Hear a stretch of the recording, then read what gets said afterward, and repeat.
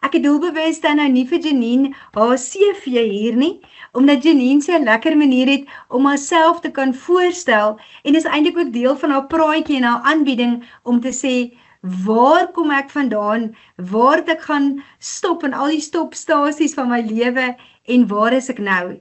So Janine, baie dankie dat jy tyd gemaak het en vir Alicia wat jou help, dankie dat jy regtig tyd gemaak het en dat ons jou nou aan die woord kan stel en ons sien uit om die oggend ook so klein rukkie stil te staan en ook te hoor hoe die Here vir jou vlerke gegee het ten spyte van jou gestremdheid.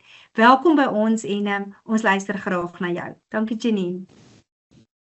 Goeiemôre almal. Baie dankie vir die uitnodiging Suzette en baie dankie dat ek vanoggend deel van julle kan wees. Nou as ons vanoggend 'n bietjie moet praat oor die welstand van persone met gestremdhede, dan kan ek nie anders as om te dink aan 'n tema van 'n sinvolle lewe ten spyte van nie. Nou, ek was maar nog altyd 'n kind van die Here, maar ek het nooit my afhanklikheid van hom so besef toe dit goed gegaan het in my lewe nie. Ek het groot geword as 'n gelukkige kind, 'n siende kind, en daarna was ek 'n sorgvrye student, totdat moeilike omstandighede deel van my lewe geword het. Dit het my lank gevat voordat ek 'n keuse gemaak het. 'n Keuse gemaak het dat ek wil lewe ten spyte van. Want sien julle, as ons nie die keuse maak dat ons ten spyte van ons omstandighede steeds 'n sinvolle lewe wil hê nie, dan is ons omstandighede ten koste van ons geluk, ten koste van ons menswees, ten koste van al ons geliefdes om ons. Daardie 3 woordjies, ten koste van, moet ons kan omkeer in ten spyte van. Nou, hier is mos nou nie slegs van toepassing op persone met gestremdhede nie. Nee, dit is ook van toepassing op jou en jou omstandighede. En dit is net deur 'n keuse in afhanklikheid van die Here te maak, dat jy ten koste van kan omdraai in ten spyte van. Het jy al jou keuse gemaak? Die keuse dat jou omstandighede nie ten koste van dit wat die Here vir jou beplan het, gaan wees nie, maar dat jy juis ten spyte van jou omstandighede by sy verdere doel vir jou lewe gaan uitkom. Vandag gaan ek julle net so 'n klein bietjie van my storie vertel, hoe ek ook geleer het om in afhanklikheid van hom te leef. So ek vertel julle van my, nie omdat dit lekker is om oor myself te praat nie, dis mos eintlik regtig blootstellend. Maar ek besef ook dat as ek nie die keuse maak om te vertel wat hy al alles vir my gedoen het nie, dan kan ek hom ons nou nie binne in hierdie omstandighede verheerlik nie. En as daar iets goeds uit hierdie omstandighede kan kom, dan het dit mos sin. So, julle luister met jou oor op die regte dinge toegespits. Moenie luister na wat ek deurgaan nie, maar luister na wat God dalk vandag vir jou wil sê. Nou, ek was ten volle siende tot op die ouderdom van 23 jaar. Ek was toe nog 'n nagraadse student in maatskaplike werk aan die NWU in Potchefstroom. Ek het een oggend opgestaan met dubbele visie. En tipies student het ek myself vinnig oortuig dat ek heeltemal te veel tyd voor die rekenaar spandeer. Maar in die kwessie van 'n week het hierdie dubbelvisie begin blurry raak. Die een dag kon ek nog 'n stoel voor my sien, die volgende dag het ek letterlik daaroor geval. In 'n maand se tyd het my sig al hoe swakker geword, totdat ek nie meer donker van lig kon onderskei nie. En so is dit tot vandag toe. Jette julle, ek kon glad nie funksioneer nie. Ek het regtig net gesit. Was ek bang toe ek blind geword het? Ja, ek was vreesbevange. Julle moet weet, nê, ek het nie eers donker as 'n kind gespeel nie. Ek was nog altyd skrikkerig vir die donker.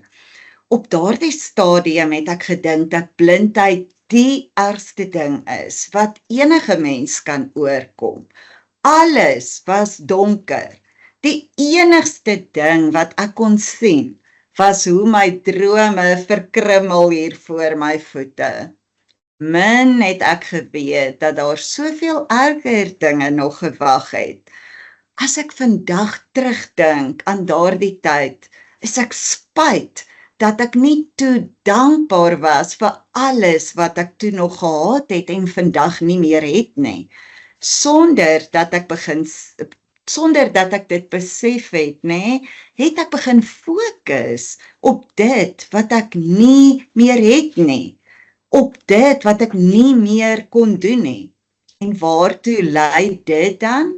Jy fokus glad nie meer op dit wat jy wel het nie, en op dit wat jy nog kan doen nie. Dit is wat gestremdheid aan mense doen. Dit veroorsaak dat ons elke dag gekonfronteer word met dit wat ons nie kan doen nie, en met dit waarmee ons sukkel. En ons het able-bodied mense soos julle nodig om ons te help met hierdie dinge. Maar julle, hier kom die ding nou in. Wanneer iemand met 'n gestremdheid gekonfronteer word, verloor hy of sy nie die persoonlikheid wat God hom of haar gegee het met geboorte, nê? Meeste van julle ken hierdie 4 temperamentstipes wat bepaal hoe jy optree. Ek is in assosiasie met Lenet Beer, so ek gebruik al goed met toestemming, hoor. Nou, dit speel 'n groot rol in hoe jy trauma hanteer. Trauma, soos byvoorbeeld wanneer jy jou onafhanklikheid verloor as gevolg van gestremdheid. Maar gestremdheid dwing 'n persoon baie keer om groot aanpassings in hulle persoonlikheid te maak. Vir sekere persoonlikheidstipes is hulpvrae byvoorbeeld moeiliker as vir ander. Afhanklikheid is vir sekere mense moeiliker as vir ander. En dit is presies net daar waar iemand voel hulle verloor hulle self. Ek gaan nou nie in detail nou hierin gaan nie, dis nie nou die tyd hiervoor nie. Maar jy verloor jouself wanneer jy gedwing word om jou persoonlikheid ook aan te pas, byvoorbeeld as gevolg van 'n gestremdheid. Neem dus altyd in ag wanneer jy werk met mense met gestremdhede. Nou, toe ek my sig verloor het, was ek gediagnoseer met optiese neuritis. Nou, dit is inflammasie van die senuwees hier tussen jou brein en jou oë. Nou, die oogspesialiste het toe geglo dat dit so 3 maande gaan neem vir my sig om terug te keer. 3 maande, het ek gedink. Ek het nie 3 maande tyd gehad, nie. Julle, sonder dat ek dit besef het, het ek begin wag. Ek het begin wag vir die 3 maande om verby te gaan. Ek het gewag vir my sig om terug te keer. Gewag vir lewe om na normaal toe terug te keer. Ek het eenvoudig net gewag. En is dit nie wat baie keer gebeur met 'n mens wanneer jy in moeilike omstandighede is, nê? Jy wag. Jy wag vir jou lewe om na normaal terug te keer. Nou julle, my lewe het toe eintlik nooit weer na normaal teruggekeer nie. Dit was soos om een aand gesond en siende bed toe te gaan en die volgende oggend wakker te word om nooit weer gesond en nooit weer siende te wees nie. Om my nuwe normaal te vind, was vir my baie moeilik gewees. Nou ja, nadat ek toe eenvoudig net gewag het vir my lewe om terug te keer, het ek deur die genade besef dat dit net eenvoudig nie van self gaan gebeur nie. Ek sou iets moes doen. So na so 6 maande se gewag in my ouerhuis, het ek Optima College toe gegaan by die Nasionale Raad vir Blindes in Pretoria, sodat hulle my kon leer hoe om blind te wees. Die probleem was julle, ek wou nie blind wees. So ek was nie trainable of teachable nie. Jy kan so op jou sy nie. Onbewustelik het ek weerstand gebied teen enige iets wat hulle my probeer leer het. Is dit nie wat met ons almal gebeur wanneer ons in 'n krisis is of trauma beleef nie? Jy wil dit nie in jou lewe hê nie, so jy bied weerstand of jy wag vir dit om verby te gaan. En dit beteken dat jy nie iets doen met die tyd terwyl jy wag nie. Jy vat nie verantwoordelikheid vir jou realiteit nie.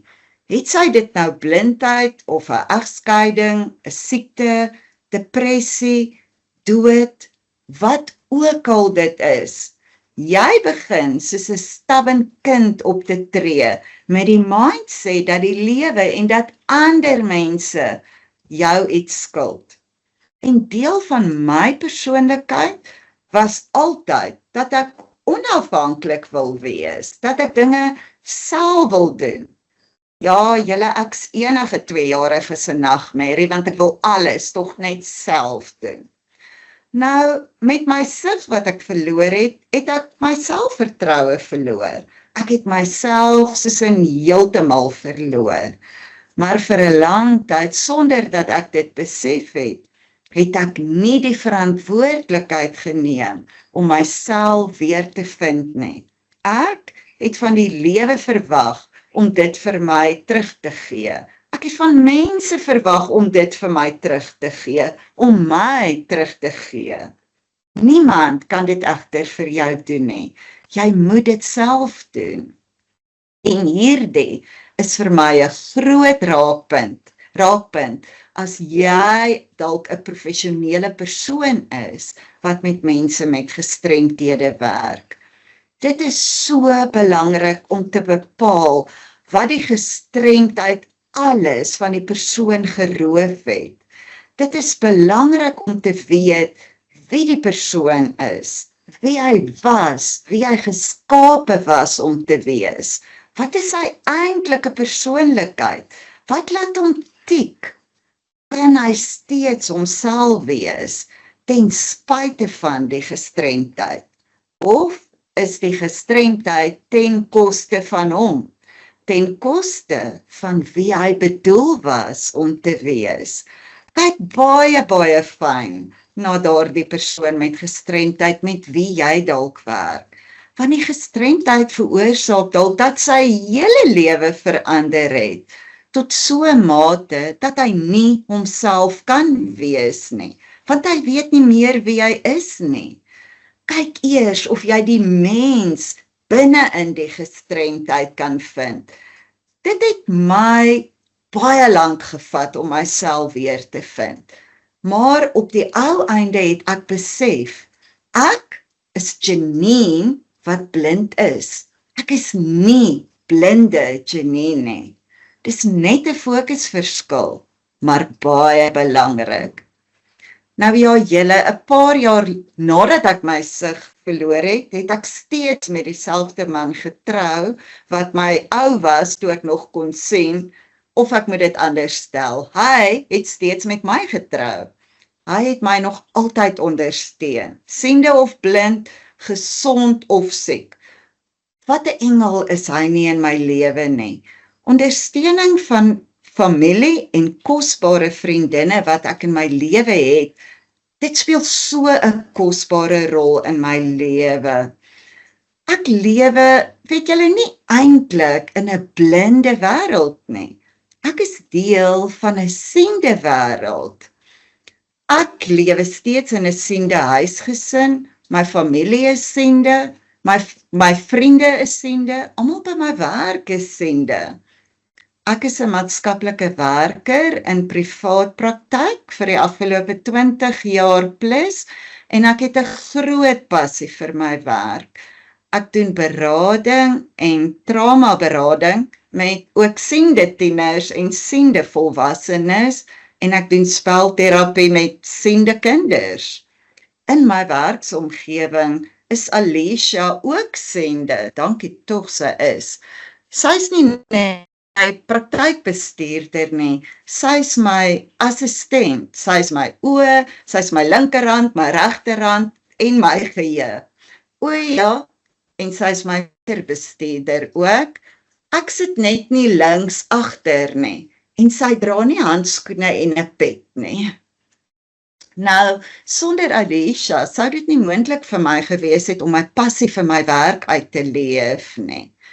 Wat ek graag vir jou as nie-gestremde wil sê, is dat jy nooit die waarde van jou ondersteuning aan persone met gestremthede in jou werksomgewing moet onderskat nie.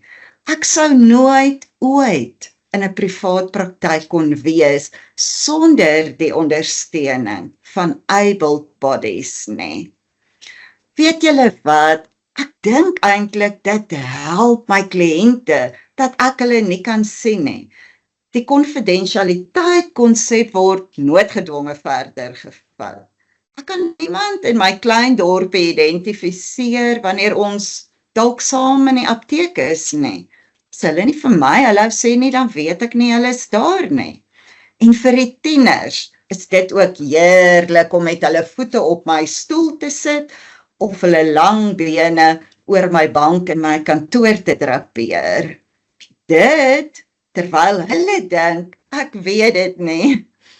Hulle kan maar net hulle self wees. Julle weet mos, tieners gaan mos nou nie sit as hulle kan lê nie. Hulle weet ook nie dat ek weet dat hulle sweeties eet terwyl ons 'n sessie het nie. Of op hulle fone is nie. Man, mens hoor dit. Jy voel dit sommer aan. Of partykeer vat ek sommer net 'n vet kans. Maar as 'n blinde maatskaplike werker ervaar ek eintlik nie te baie uitdagings nie.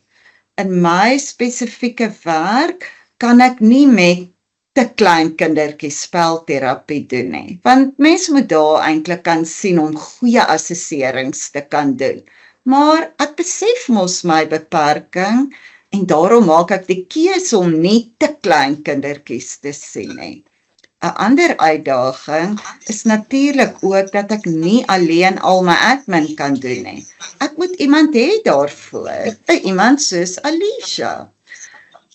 So ja, om 'n blinde maatskaplike werker te wees is 'n duur hobby om te beoefen, want as jy jou werk suksesvol wil doen, moet jy iemand aanstel om jou te help.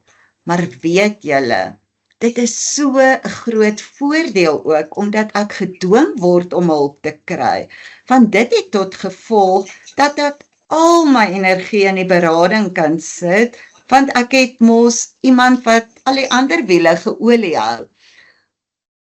Omdat ek self al gevoel het, so aan my eie bas, hoe belangrik dit is en hoe moontlik dit is om te groei uit jou trauma, probeer ek ook dat my kliënte groei vanuit hulle uitdagings. Ek ondersteun hulle natuurlik, maar ek fokus baie op hulle persoonlike groei en elkeen se unieke sterkpunte wat hulle het. Mense besef nie altyd, en van mense praat ek nou van ons almal, ons besef nie altyd hoe sterk en selfstandig en gedrewe ons kan wees ten spyte van omstandighede nie.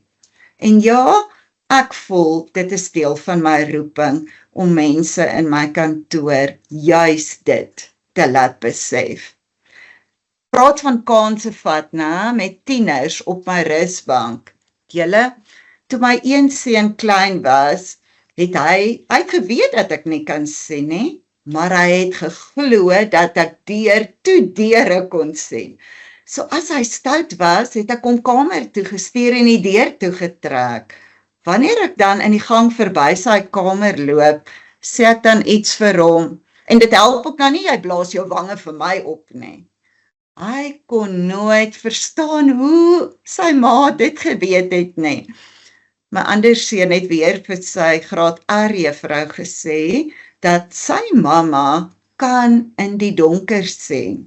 Want wanneer dit load shedding is, dan loop ek steeds net so vinnig in ons huis rond. Julle, daar is voordele by blind wees. Julle moet weet, nê, hier in my kop is ek 23 forever. Want dit was die laaste keer wat ek myself in 'n spieël gesien het. As ek 'n bad hair day het, blameer ek my looks op blindheid. En mense vergewe my maklik daarvoor. As ek die dag net nie lus het om mooi aan te trek nie, kan mense mos maar net dink, ag, foei tog, sy kan mos nie sien nie. Of as my kinders soek vir iets in die huis wat hulle misplaas het, dan kan ek net sê, skus, ek het dit nie gesien nie, dan hoef ek ook nie te help soek nie. Maar weet julle, eintlik vir die rekord, tussen my man en my kinders, moet ek nog steeds die een wees, wat moet weet waar alles in die huis is, alles wat gesoek word. Nie een van julle wat vanoggend sit en hier luister, het nog nie moeilike tye in die lewe gehad nie, nê? Dis so normaal om jouself in 'n krisis te verloor, maar jy moet die dryfkrag hier binne in jouself kan oopsluit om jouself weer te vind. Jy moet egter weet wie jy was voor die aanvang van die krisis, sodat jy jouself hier in die krisis kan vind. Net so met mense met gestremdhede. As jy eers later in jou lewe, soos ek, met gestremdheid gekonfronteer word, is dit van uiterste belang om te weet wie jy was voor die aanvang van die gestremdheid. Anders gaan jy nooit jouself in die gestremdheid kan vind nie. Het ek myself gevind? O ja, en ek het soveel meer gevind. Vir jare na die aanvang van my blindheid, het ons nie geweet wat die oorsaak van die optiese neuritis was, of hoekom my sig nie teruggekeer het nie.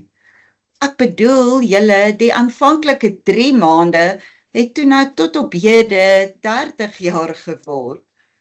Ek is eers 14 jaar nadat ek my sig verloor het, gediagnoseer met 'n baie rar outo-immuunsiekte wat dit veroorsaak het. Maar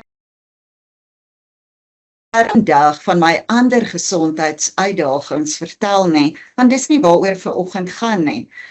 Maar ek dink ek moet net noem sodat julle wat werk met persone met gestremdhede, julle moet verstaan dat daardie mense nie ewe skielik immuun is teen ander slegte dinge wat die lewe na hulle kant toe gooi nie. En dit is waar die normaliteit van die lewe inkom. Gestremdheid is slegs een van die uitdagings waarmee persone met gestremdhede gekonfronteer word. Die lewe gebeur nog op alle ander vlakke met ons ook. En dan is dit nie gestremdheid se skuld nie. Onthou altyd dat daardie persoon nie met slegs sy witkierie of rolstoel of gehoorapparate gekonfronteer word nie. Die lewe gebeur, werksuitdagings, huweliksuitdagings, finansiële bekommernisse, te veel om op te noem. Kyk verder as die persoon se gestremdheid. Moet jy nie blind staar, dis nou 'n woord om te gebruik. Ekskuus, maar daar's nie 'n ander woord nie. Moet jy nie blind staar teen die witkierie, of die gidsond, of die rolstoel nie. Daar is soveel meer as die gestremdheid wat die oog kan sien. En dit is so belangrik dat nie slegs professionele persone dit moet besef nie. Dit is baie belangrik dat die mens met die gestremdheid dit ook moet besef. Nou die siekte wat my blindheid veroorsaak het, NMO, neuromyelitis optica, het ook baie gesondheidsuitdagings tot gevolg gehad En daarom moes my kinders van kleins af gewoond geraak het daaraan dat ek baie tyd in 'n hospitaal deurbring. Dit is wat vir my die moeilikste was, julle. Dit wat my kinders kronies moes sien, kronies moes lewe. Hoeveel dae ek in die hospitaal gelê het en net gebid het dat onderwysers met sagte oë en sagte harte na my kinders sou kyk. Hulle hoef hulle nie wiskunde of wetenskap te leer nie. Hulle moes net hul swaar kry en hul harte raak sien. En is dit nie wat jy moet raak sien wanneer jy met persone met gestremdhede werk nie? Jy hoef hulle nie altyd iets te probeer leer nie. Jy hoef hulle nie altyd te akkommodeer vir hulle gestremdheid nie. Soms moet jy net met sagte oë na hulle kyk. Soms moet jy net hulle harte raak sien. Weet julle, dis eintlik vir my soos beide kante van 'n muntstuk, nê? Aan die een kant moet ons bewustelik 'n persoon se gestremdheid akkommodeer, maar aan die ander kant moet ons nie so blind staar daarteen om die gestremdheid te akkommodeer, dat ons in die proses die persoon se hart en die persoon se menswees vergeet, nee. Maar laat ek julle 'n bietjie vertel wat se wanpersepsies en mites daar bestaan oor gestremdheid. Ek sê vir julle sal nie glo hoe bang party mense soms vir my is nie, nê? Van blote ongemaklikheid met blindheid. Sommige mense weet net glad nie hoe om dit te hanteer nie.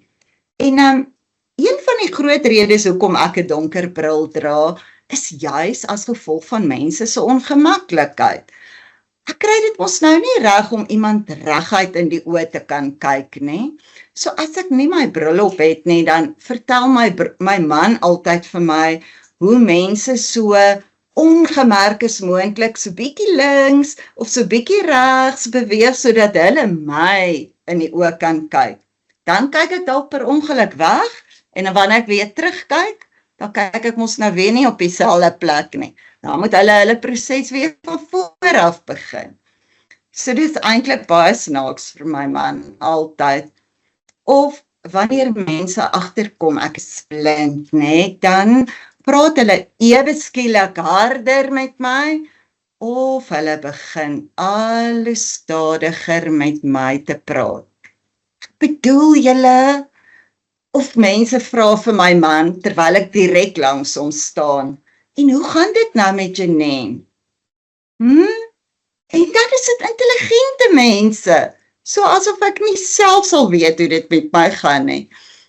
Of as ek opgeneem word in die hospitaal, dan vra die suster wat nou al die papiere moet invul byvoorbeeld, dan sê nou maar een van die vrae is, wat is haar gewig? Dan vra die suster dit vir my man, wat is haar gewig? Dan vra my man vir my, wat weeg jy liefie? Dan sê ek vir my man, byvoorbeeld 60, dan sê hy vir die suster, sy sê, sy weeg 60. Nee, regtig julle, maar ek en my man het baie binnepret altyd. Maar mense dink ook dat my gehoor baie beter is, dat dit baie verbeter het, omdat ek nie kan sien nie. Nee julle, dis nie regtig so nie. Ek konsentreer net beter, sodat ek mooier kan luister, omdat ek nie kan sien nie. Ek luister wanneer ek kar by my huis stop, byvoorbeeld, of ek die dreuning herken. Dit beteken nie, ek hoor beter of ek is slimmer as ek het reg kry nie. Jy kyk mos nou met jou oë, wat se kar by jou huis stop.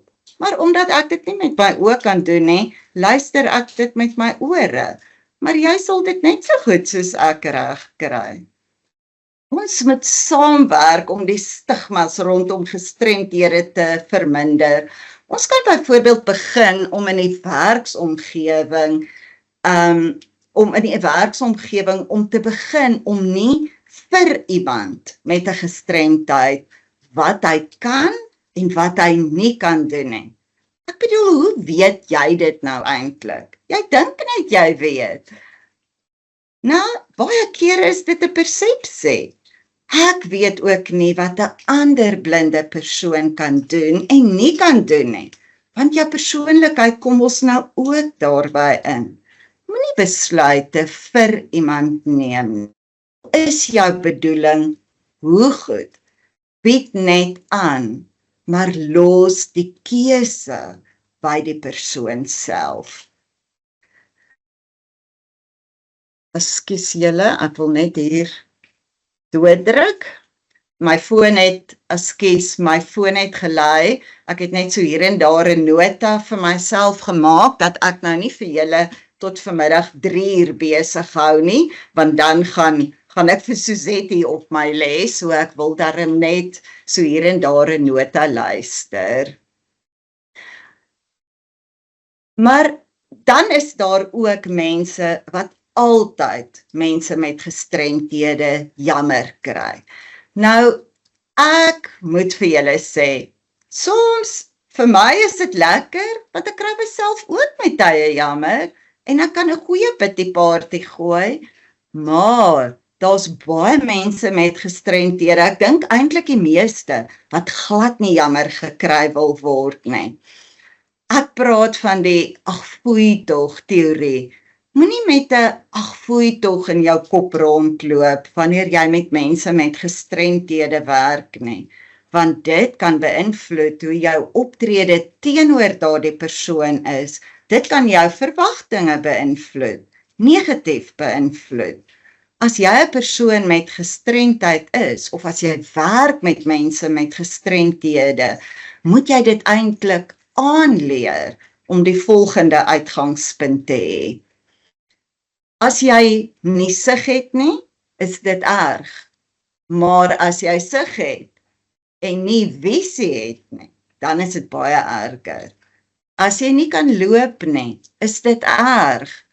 Maar as jy kan loop en jy glo nie dat jy berge kan versit nie, is dit baie erger. As jy nie kan hoor nie, is dit erg. Maar as jy kan hoor en jy is nie fyn ingestel op ander mense nie, is dit baie erger. Vir jou, wat dalk nie 'n siggestremdheid het nie, wil ek ook graag sê, as ek die dag omgeëlie of kwaai of oorsensitief is, het dit nie altyd te doen met my blindheid nie. Ek het dalk net met die verkeerde voet uit die bed uit opgestaan, of 'n argument met my man gehad. Moenie altyd alles deurtrek na gestremdheid toe nie, want dan strem jy die persoon net nog soveel meer.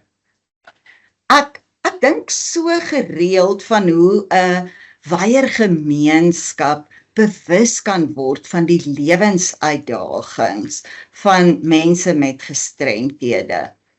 Ek hou baie van bewusmaking by skole byvoorbeeld, maar weet julle, volwassenes kan definitief ook doen met 'n goeie skoot bewusmaking.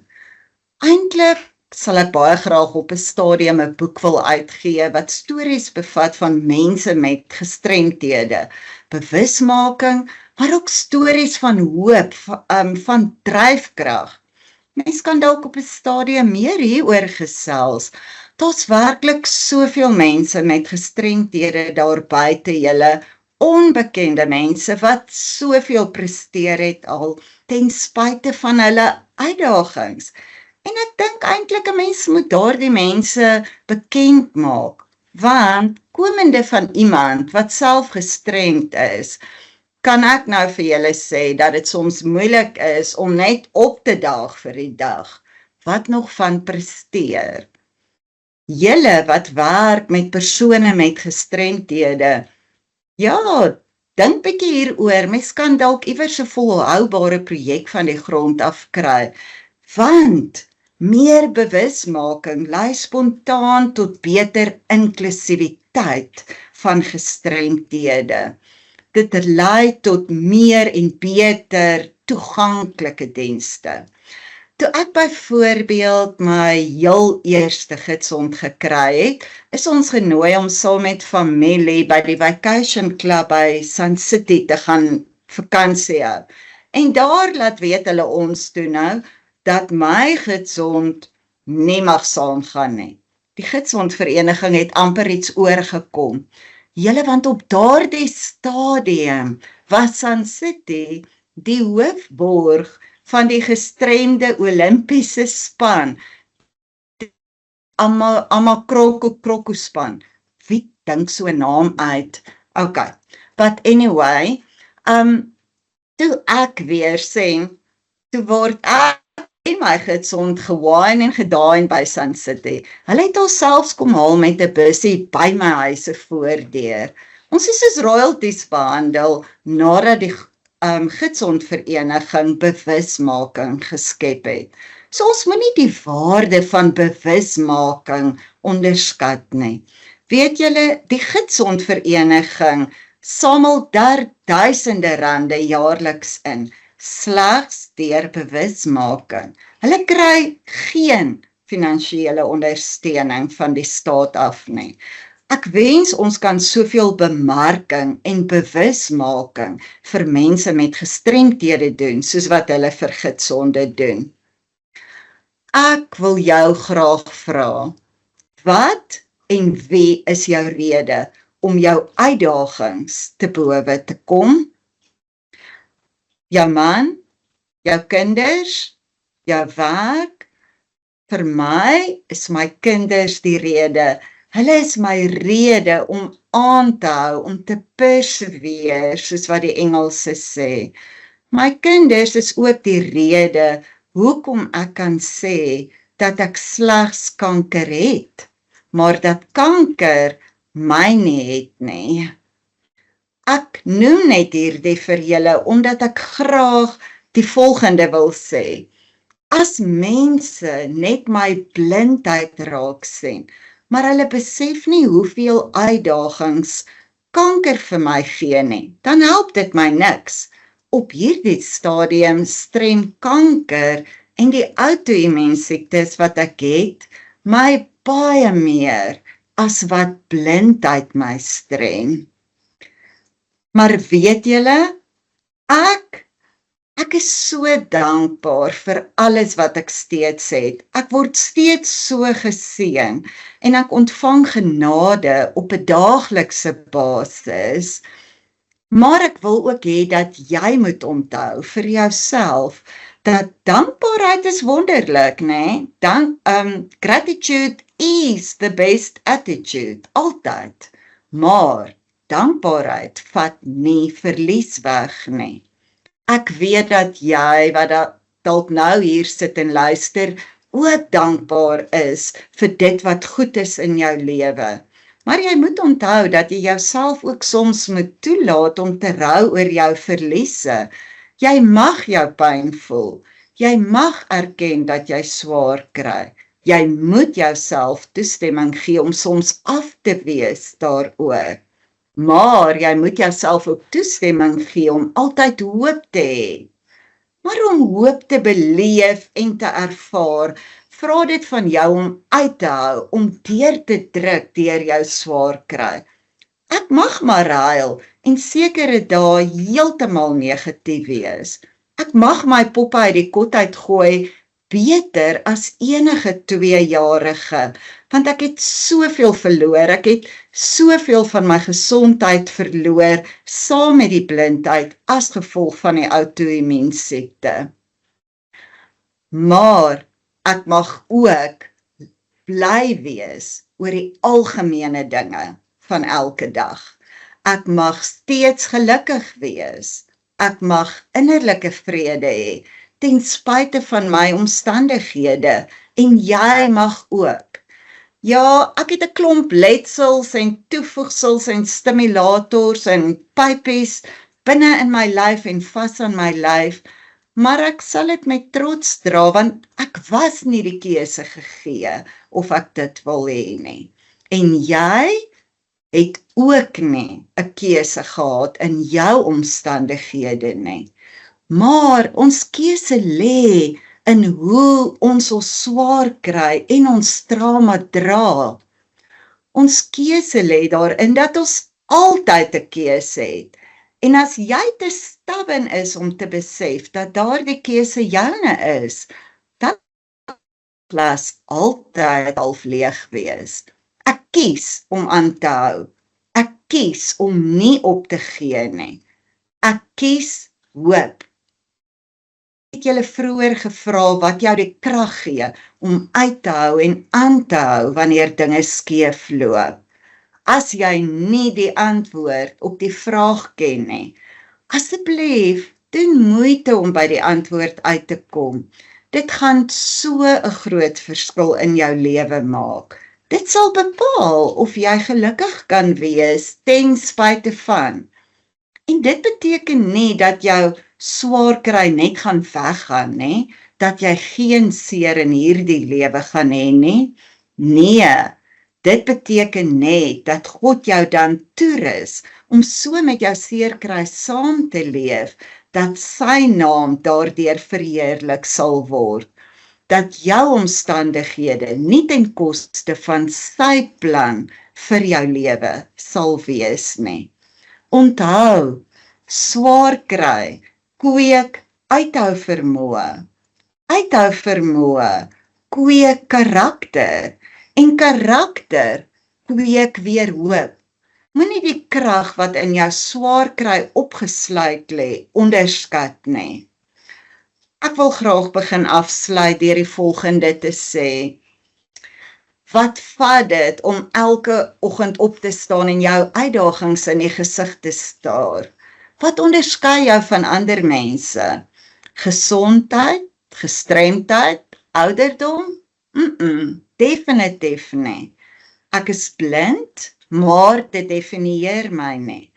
Ek het 4 miskrame as gevolg van my siekte gehad, maar dit definieer my nie.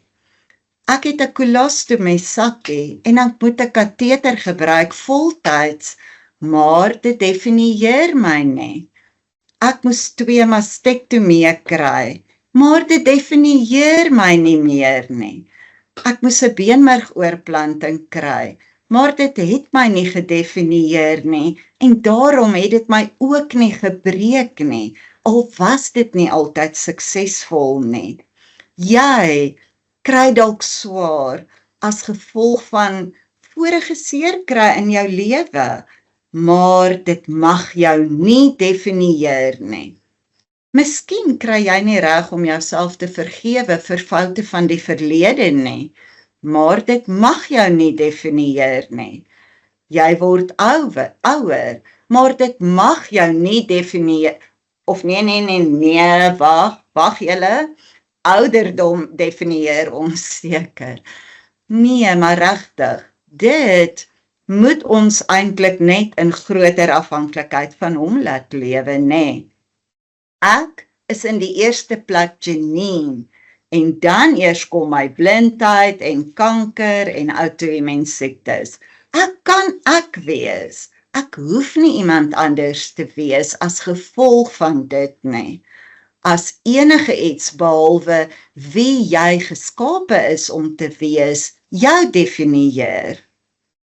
Sit dan asseblief jouself in die proses om nie slegs die moeilike pad nie, maar ook die rewarding pad te stap, om jouself hier binne in jouself te vind. Jy het waarde, en jy is altyd meer as genoeg, ten spyte van wat ander mense of jou omstandighede jou probeer wys maak. Wanneer mense vir my sê, maar jy lyk dan nie siek nie, dan wil ek vir hulle sê, maar jy lyk dan nie dom nie. Wanneer mense vir my sê, ek weet nie hoe jy dit doen nie, dan kan ek met baie selfvertroue sê dat ek 'n kind van God is en om elke dag vir so lank al met hierdie te cope, nie uit my krag is nie. Ek ontvang krag en genade op 'n daaglikse basis van God om hierdie geveg te kan veg en so sal jy ook. En wanneer jy elke oggend jou oë oopmaak, vra die Here vir krag om elke oomblik van die dag die volgende keuse te maak. Vandag lewe ek die ten spyte van lewe en nie die ten koste van lewe nie. Innerlike vrede hê ten spyte van jou omstandighede. Jou omstandighede hoef nooit ten koste van geluk te wees nie. Dankie julle. Janine, ek dink ons is nou sonder woorde, en as jy nou in 'n saal by ons was, dan sê ons nou nie kon sien nie, maar dan het ons nou opgespring en 'n staande ovasie vir jou gegee. Baie dankie vir hierdie ongelooflike hartdeel. Ek wil tog vir julle 'n boodskap lees wat ek die oggend voor die tyd gekry het van Janine. En dit sê iets van haar karakter van nederigheid en van regtig net integriteit. Sy skryf vir my 'n boodskap voor die eerste keer wat sy nie kon optree nie. Sy sê, Suzette, ek sit nou met 'n groot probleem. Ek het vanoggend 'n hartstilstand gehad terwyl ek my chemo gekry het. Was natuurlik baie drama ensovoorts, maar ek is fyn. Definitief fyn genoeg om môre te doen. Eers het die dokter gesê dis reg, ek kan laatmiddag huis toe gaan en dan weer terugkom môre. Maar die hartspesialis was nou net weer hier. Ek moet vanaand nog 'n angiogram kry. Gaan my nou opneem in die saal en dan moet ek plat lê na dit.